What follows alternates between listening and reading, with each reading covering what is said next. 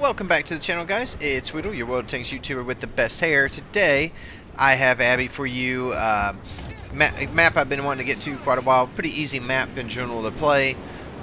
So, you know, have a lot of pretty solid games here.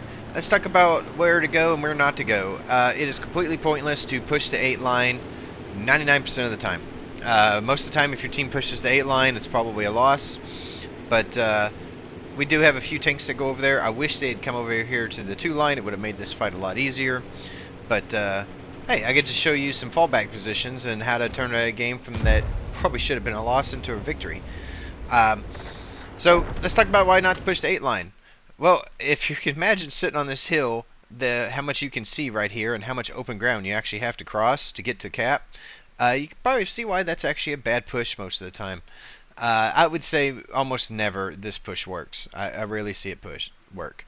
So the place is, if you're kind of a squishy tank going into mid, pretty good idea. There's lots of little areas, corridors you can fight around. But other than that, you want to go 1-2 line. And the way I decide if I'm going 1-2 line is, do I have enough armor? And if I do, then I'm going 1-2 line. I'll even still go over here and like my 50B and stuff sometimes, but usually I'll take those tanks into the mid. You can come over here in mediums as well. Like I said, it depends how much armor you have and what you're fighting. You know, certainly like the STBs and stuff can come over here and do quite well. You're always at a disadvantage when you're fighting heavies, you know, in a corridor with mediums, but you can do it. Let's talk about actually getting up to these positions, though, because this map's really about trying to get to a good, strong position and fighting from that until you win.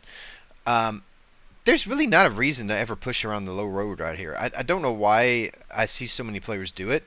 It's not any faster. You know, they were ahead of me to begin with. I still got up here about the same time. Just go up this little road right here, and what that allows you to do is get into the strongest positions here without having to cross right here so they can shoot you. It's pretty simple. I don't know why people keep doing it. This is the safe way in, where the same way the Tiger came in. But from right here, I'm going to start doing work on these tanks. Now, you'll probably notice that I'm kind of focusing on some of these squishier tanks. My reasoning for that is I wanted to beat down their hit points. The Chrysler doesn't really have amazing DPM, and to be quite honest with you, from his location, he's basically no threat. So the bigger threat for me is them getting enough guts to push in. So that's actually what I'm going to be working on, is just kind of burning their team down so he doesn't have the backup, and then I can deal with him later. At least that was the plan. Now let's talk about some things I'm noticing. I don't have a lot of help here. My Tiger's not going to withstand a lot, and as a typical push on this, decide which way you're pushing. If your team kind of has solid mid control, which we don't really have solid mid control because we're kind of playing the backside, but if we actually take into this little courtyard in the E5 area, then they'll have shots over here, so they can basically stop a push or help bleed it a little bit if they do something. But that's kind of how you decide. If you have mid, you push north. You can push this north road. If you don't have mid, you generally want to push the south road or just hang it or defend. It doesn't really matter. But yeah, from this position right here, incredibly strong. The T29, if he was here, would have done pretty well. He probably would have struggled pinning the Chrysler. I put one in the Chrysler just so he knows I can.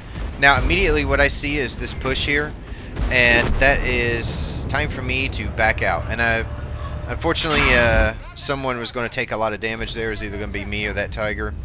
Kind of fortunately for me, I guess, or unfortunately for him, it was him that got focused. I signaled to my Quill in there to need to try to back out of there. He kind of saw this push a little too late. I don't know if it would have really mattered. This is another reason why that spot's kind of bad. I don't know why you go there, but I mean, I guess you can, but yeah. So now that everything has kind of gone to crap, what do I do now? Well, I back up to about right here. So this gives me a decent little hold down because of this area right here. I pull up just enough that I can spot this corner.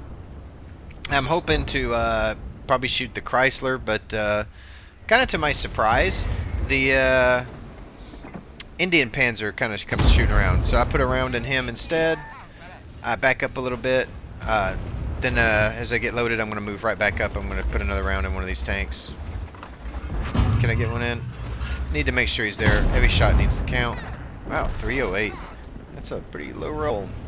It's at 400 average. Now, here you just see me kind of just kiting it back around. And unfortunately for the Chrysler, he got tracked right there, so easily finish him off. And I continue backing up. So there's another spot here that you can hold down at, or side scrape, depending on your tank. Put a good shot into him. Obviously getting some assisted damage there for spotting him. And I'm up to 3,800 damage already. And this is just mostly a result of taking strong positions. And then, you know, falling back to another strong position, falling back to another strong position.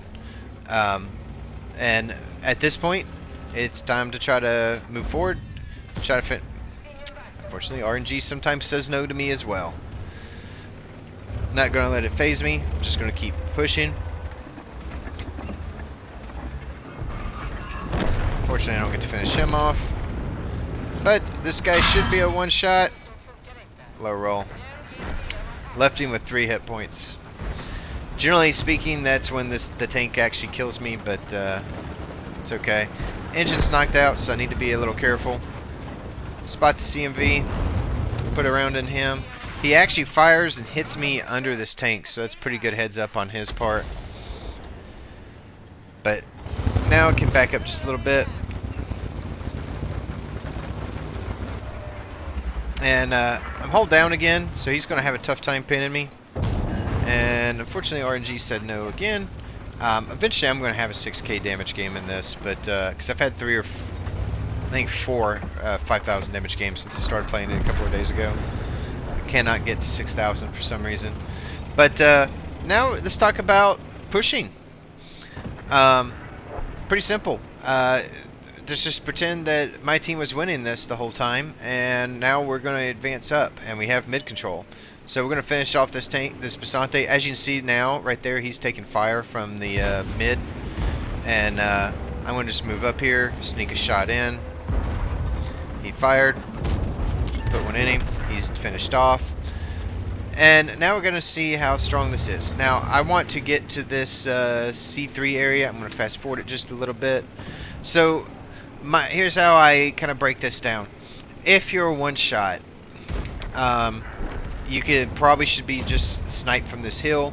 If you got the HP, move forward and try to spot out their tank destroyers. Unfortunately, in this map, I don't get any more damage.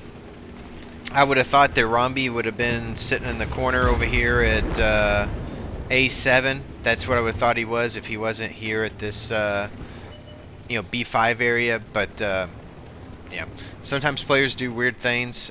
He actually went all the way down to our base, so I'm not going to replay all that. But yeah, this is where you would spot, farm your last couple of shots of damage as your team wins. But yeah, pretty solid game. This is pretty much how the map plays out on both sides. Like I said, fairly mirrored map. So like on this one, you'd kind of fall back to this corner and then fall back, to here or this rock or something. There's plenty of ways that you can just kind of slow their advance as they're pushing. But yeah, that's it. Let's take a look and see how we did in this battle. All right, and looking at the after battle report, 5,328 damage, 2,100 spotting, and I blocked 2,000 damage. Not bad. Just one kill. Got Confederate high caliber steel wall. What is this? Hand of God. I guess I bounced around at the end. Fire for effect. Shell proof. Spotter, and of course mastery badge ace tanker. Pretty solid game for a tier 8. But yeah. That's pretty much Abbey in a nutshell. Sometimes your team just goes the wrong way, and fight it out as long as you can. But there's a good thing on Abbey, and you can do this from either side. It pretty much mirrors. There's good fallback positions, and you just start kind of kiting them back and doing as much damage as you can. Sometimes it works out like in this game. Sometimes they're able to just push on through and kill you, but at that point there's not much you can do. You just keep trying to fight from strong positions and see where the game takes you. That's it for this video, guys, and appreciate you dropping in, and we'll hope to see you in some matches.